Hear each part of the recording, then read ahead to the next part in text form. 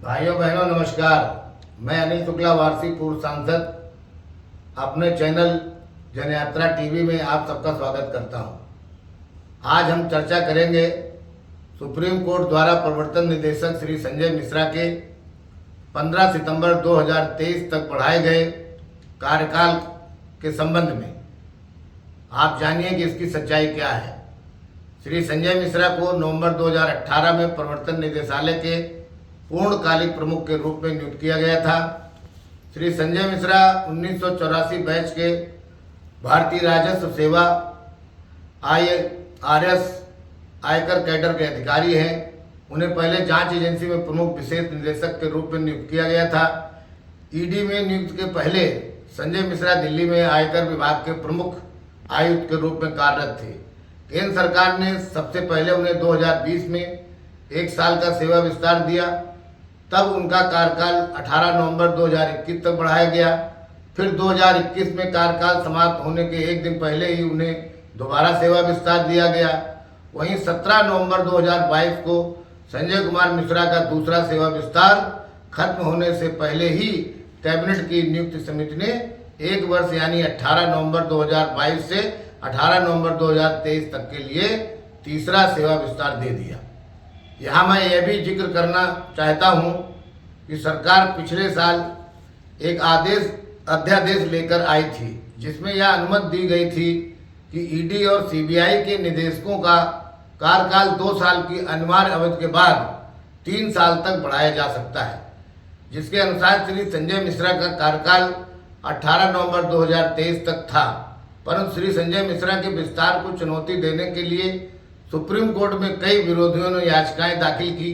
याचिकाओं पर सुनवाई करते हुए जस्टिस श्री BR गवई, न्यायमूर्ति श्री विक्रमनाथ और जस्टिस श्री संजय करोल ने सभी पक्षों की दलीलें सुनने के बाद 8 मई 2023 को फैसला सुनिश्चित कर लिया था। 11 जुलाई 2023 को सुप्रीम कोर्ट की खंडपीठ ने फैसला सुनाया कि यद्यपि ईडी निदेशक संजय मिश्रा का सेवा विस्तार अवैध है, पर वह 31 जुलाई 2023 तक इस पद पर बने रहेंगे, जिससे सुचारू परिवर्तन और सत्ता हस्तांतरण सुनिश्चित किया जा सके। क्योंकि आने वाले समय में FATF की समीक्षा होनी है, लेकिन सुप्रीम कोर्ट ने सेवा विस्तार के लिए बनाए गए कानून को सही ठहराया। कोर्ट ने कहा कि उच्चाधिकार प्राप्त समिति की सिफारिश पर केंद्र के पास कार्यकाल बढ़ाने की शक्ति है। प्रवर्तन निदेशक श्री संजय मिश्रा के कार्यकाल को 15 अक्टूबर तक बढ़ाने की केंद्र सरकार की मांग पर सुप्रीम कोर्ट ने 27 जुलाई को सुनवाई कर श्री संजय मिश्रा के कार्यकाल को देश हित में 15 सितंबर 2023 तक बढ़ा दिया। सॉलिसिटर जनरल श्री तुषार मेहता ने कहा कि श्री संजय मिश्रा का विस्तार प्रशासनिक कारणों से आवश्यक था और वित्तीय कार्रवाई कार्यबल यानी FATF यानी फाइनेंशियल एक्शन टास्क फोर्स के द्वारा भारत का मूल्यांकन व समीक्षा 2023 में प्रस्तावित है, जिसके लिए श्री संजय मिश्रा का सेवा विस्तार जरूरी है। क्योंकि पिछले 5 सालों में श्री संजय मिश्रा ने FATF के द्वारा समीक्षा को लेकर काफ़ी तैयारी कर रखी है, जिससे भारत की रेटिंग नीचे नहीं जाए। इसके लिए प्रवर्तन निदेशालय में निरंतरता महत्वपूर्ण है। श्री मिश्रा लगातार FATF से बात कर रहे थे, इसीलिए वह सबसे उपयुक्त व्यक्ति हैं। श्री तुषार मेहता ने सुप्रीम कोर्ट के सवाल के जवाब में कहा कि कोई भी बेहद जरूरी नहीं होता है, पर ऐसे मामलों में निरंतरता जरूरी है। कुछ लोग यह जानना चाहते होंगे कि FATF क्या है। FATF यानी वित्तीय कार्रवाई कार्यबल, मतलब फाइनेंशियल एक्शन टास्क फोर्स, जिसकी स्थापना जुलाई 1989 में G7 देशों की पेरिस, जो कि फ्रांस की राजधानी है, में आयोजित बैठक में की गई थी। इसका हेड ऑफिस पेरिस में है। इसके स्थापना का उद्देश्य वैश्विक मनी लॉन्ड्रिंग यानी काले धन को वैध धन बनाने और आतंकवादी वित्त पोषण पर निगरानी रखना है। वर्तमान में 39 देश इसके सदस्य हैं तथा वर्तमान में इसके अध्यक्ष सिंगापुर के श्री T राजा कुमार हैं। इस संगठन की ग्रे सूची में उन देशों को निगरानी में रखा जाता है जो मनी लॉन्ड्रिंग और आतंकवाद के वित्त पोषण के आरोपों से घिरे होते हैं।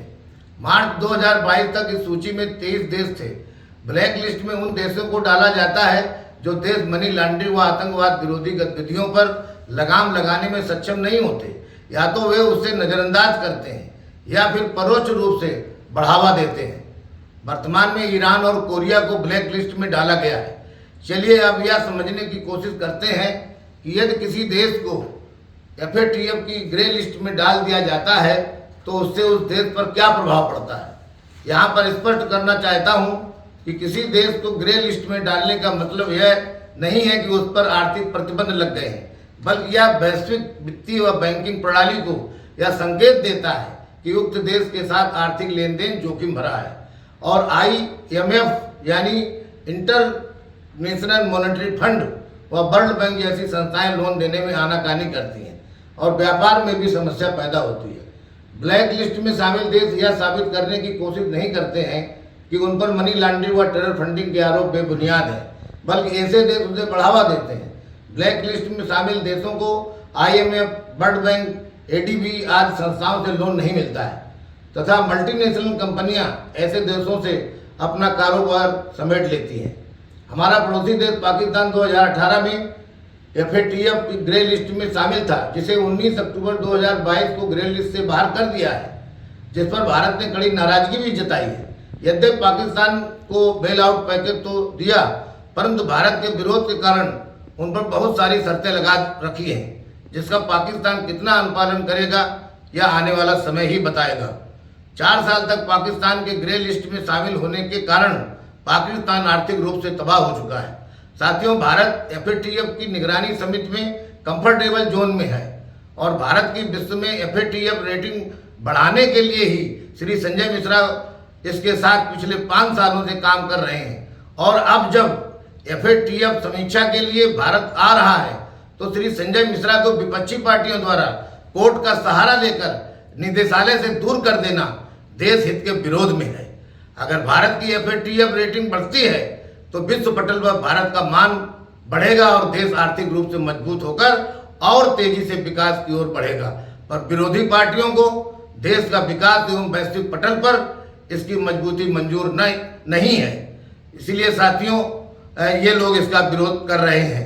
बहुत बहुत धन्यवाद आपको। अगर आपको मेरा चैनल पसंद आया हो तो इसे लाइक और सब्सक्राइब करें और अपने साथियों में इसे ज़्यादा से ज़्यादा भेजें और उनसे भी लाइक सब्सक्राइब करने की अपील करें, जिससे कि मैं आपको ज़्यादा से ज़्यादा राजनीतिक मामलों पर अपडेट देता रहूं। Thank you very much.